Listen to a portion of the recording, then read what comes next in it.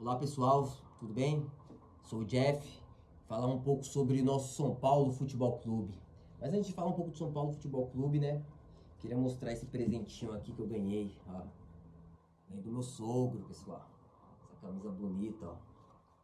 Do Josué. Josué, quem lembra do Josué? Né? Campeão da América, campeão do mundo. O cara que fez aquela dupla fenomenal com o Mineiro, né? Ó, autografada ainda, ó. Não dá pra ver muito, porque é de faz tempo ela. De 2006, né, pessoal? Então, na época do Brasileirão, ó. A camisa do Brasileirão foi utilizada no Brasileirão. É um presentinho do meu sogro, ó. Tá vendo, pessoal? Tem sogro que gosta dos genros, ó. Graças a Deus, né? Tem uma convivência muito boa com os pais da minha esposa, então é maravilhoso. E, cara, falando um pouco assim do São Paulo, né? Relembrando essa camiseta nostálgica, né? De 2006, né? Eu lembro muito bem, assim, quando eu comecei a acompanhar o São Paulo Futebol Clube, né? Que foi lá para 2004, foi 2004 que eu comecei, assim, a assistir jogos do São Paulo, né? Que o São Paulo foi eliminado pelo Once Caldas. Cara, aí eu vi meus parentes, assim, o pessoal, né, mais velho que acompanhava o São Paulo, da minha família, triste pra caramba com a eliminação, porque sabia que poderia mais, São Paulo poderia ser campeão naquela edição, né? Que o time do São Paulo era um time muito bom. E, cara, eu comecei a ver essa conexão mesmo de torcedor com o time, porque eu só torcia, porque meu pai era São Paulino, meu tio era São Paulino, então eu fazia parte, né, da família ali, né, de São Paulino, então, assim, não era tão fanático de entender, de entender, se apaixonar pelo clube, né. Aí em 2005 que eu comecei realmente a sentar e falar, não, agora eu vou acompanhar o São Paulo, vou tentar entender o São Paulo, saber o que é o São Paulo. E foi dali, 2005, cara, que eu comecei a fazer isso. E foi o melhor ano, né? Porque foi o ano que o São Paulo, pô, ganhou tudo, né? Dali o São Paulo se tornou realmente o soberano. Então, assim, ali eu vi que foi a melhor escolha que eu fiz e tal. Aí comecei a entender a história do clube, dos ídolos que o São Paulo teve, os parentes contavam da história antiga. Então, assim, a gente começou a entender, eu comecei a entender realmente o que era São Paulo e, cara, me apaixonei. Então, em 2005, eu vi aquele São Paulo ser campeão paulista, né? Com o Falcão, que era das quadras, que veio pro São Paulo sendo campeão. Aí, de repente, São Paulo mete 6-1 no Maracanã, em cima do Flamengo. Aí, de repente, São Paulo ganha a Libertadores, né? Com o Rogério Ceni metendo gol, sendo artilheiro do time na temporada. E, cara, simplesmente vai pro Mundial contra o Liverpool, né? Pô, e vocês sabem a história, né? O Rogério Ceni catando tudo, gol do Mineiro. Cara, foi surreal. Então, tipo assim, foi um momento que eu vi realmente um clube ganhar tudo. Aí, de repente, em 2006, 2007, 2008, eu vejo São Paulo ser campeão brasileiro consecutivo, coisa que nenhum outro clube conseguiu, né? E em 2006, São Paulo foi vice da Libertadores pro Internacional, que foi ali onde, putz, cara, eu chorei pela primeira vez vendo uma derrota do São Paulo. Eu falava, caraca, mano, não acredito, pá, perdeu outro título. Cara, assim, é, é surreal a gente lembrar desse São Paulo e ver tudo que está acontecendo hoje no São Paulo. Aí você pega de 2004, de onde eu comecei a acompanhar o São Paulo Futebol Clube, ganha tudo, cara. Aí você escuta histórias de tios, né, de parentes daquele São Paulo de antigamente que ganhava tudo, onde ganhou brasileiro, ganhou Libertadores, ganhou Mundial em cima de gigantes. Cara, você vê o São Paulo se moldar e se tornar sim, realmente um clube soberano, como assim era chamado.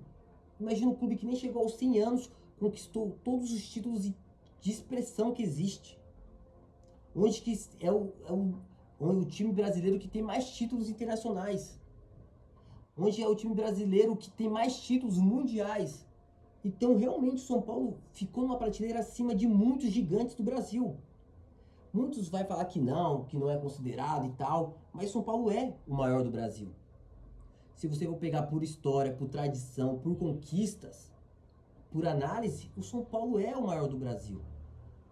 E realmente, infelizmente, estamos passando por esse momento.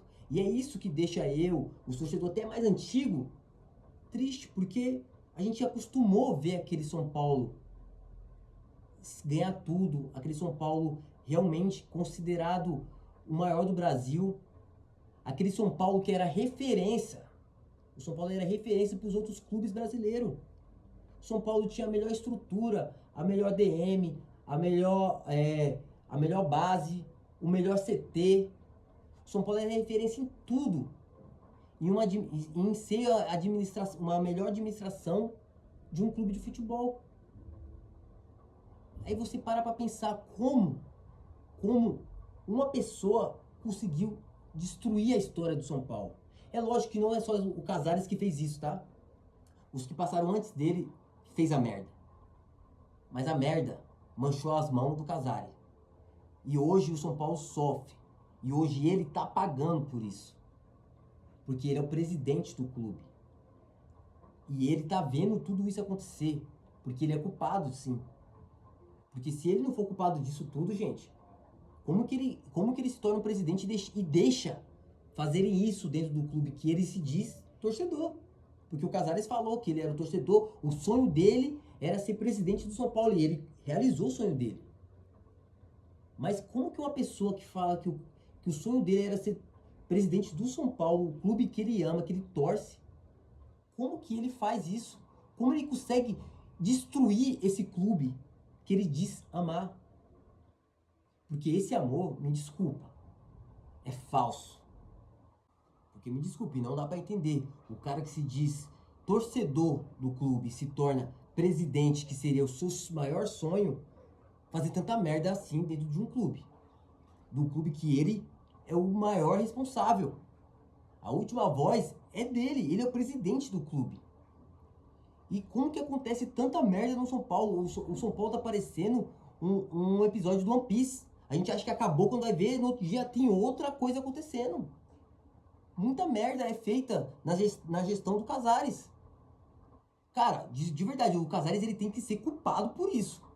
Ele tem que ser culpado por isso. Porque se ele não for culpado por isso, ele é muito burro, ele é muito mau gestor. Ele é um verdadeiro RT, que seria ruim de trampo. Porque como que o cara deixa acontecer tanta merda dentro do clube que ele administra?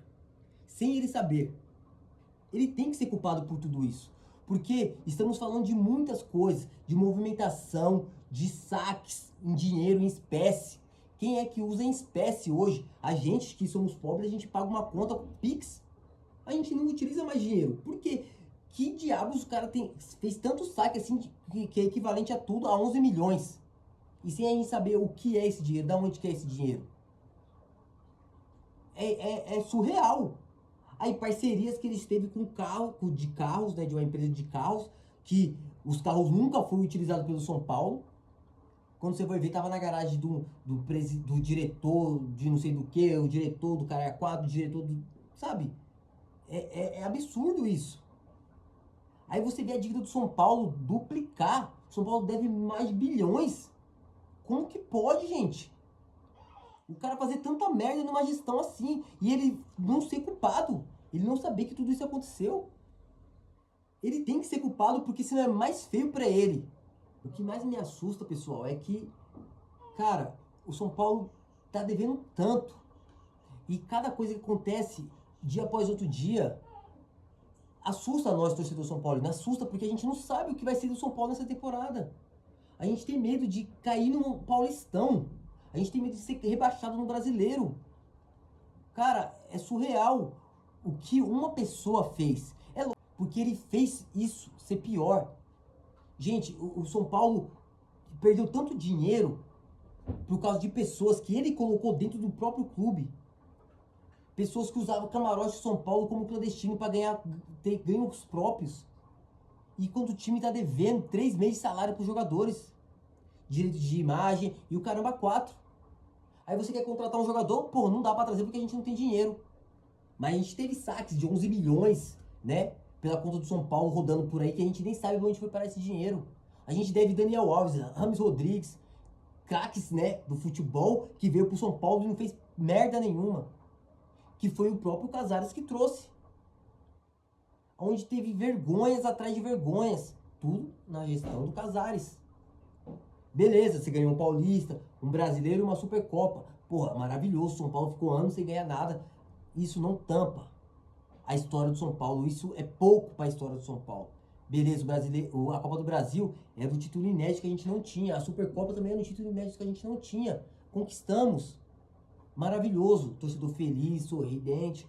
Mas isso não tampa a vergonha que o São Paulo tá passando. Nos últimos anos, Casares, você foi uma das pessoas que realmente deu as conquistas pro São Paulo.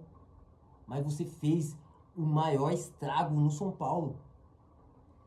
E eu não sei por que você tá no cargo ainda, você não pediu pra sair, você não foi embora.